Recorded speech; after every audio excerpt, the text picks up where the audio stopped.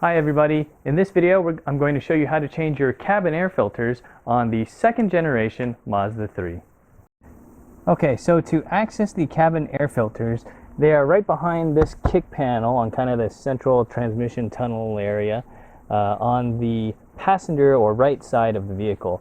So to get to that, there are these two little clips in here that connect these two parts, and really what you do is you just grab onto this and give it a good yank. So I'm going to grab here and just open it like that, and you can see these two holes where the clips on this panel connect into. To finish removing this panel, it has a tab in the very back of it that goes into a loop, and so just pull forward and it comes right out. Okay, so with this kick panel now out of the way, we have to go look at the farthest back point over here, and honestly getting to here is kind of tight. Working space isn't that great, but anyhow, you can see this door with the two Phillips screws that I've already pre-loosened and this wire going into it. That is the cover for the air filter area. So go ahead and remove those two Phillips screws, and then you can reach in, grab this door, pull this out, and kind of out of the way like so.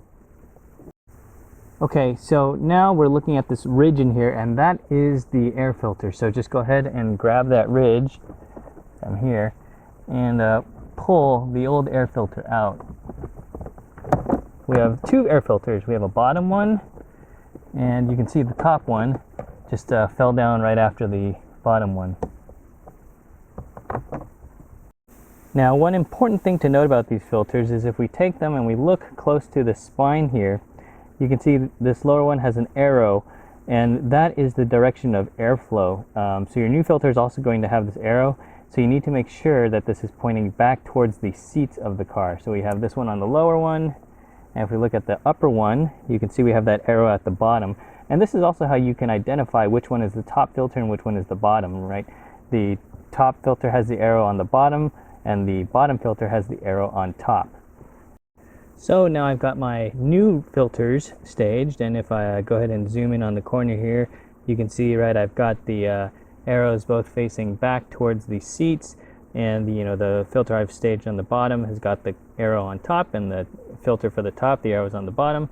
So I have these oriented the correct way, and so now what I'll do is I'll start by putting the top one in. So we'll take the top filter, get it in, and then the tricky part, which I'm not sure I'll be able to do on camera, is we need to move this top filter up into the top position. So you're going to have to lift this up with one hand, hold it there, and then slide the bottom filter in. And actually the top filter is staying in place, so this is really good for me, because then I can just take the bottom filter, go ahead and slide that in. Next, we can go ahead and take the door, and if you disconnected the wire, go ahead and plug that back into it. And then we can take it and put this door back. That should stay on there nicely. And then we can take the two Phillips screws and go ahead and put those back into their respective locations.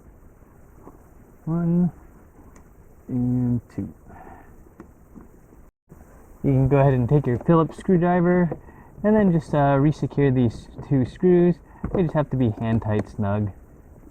Then lastly, we just have to replace the kick panel, and you can see the tab on the back and that loop that it will go into. So we'll go ahead and get that started there.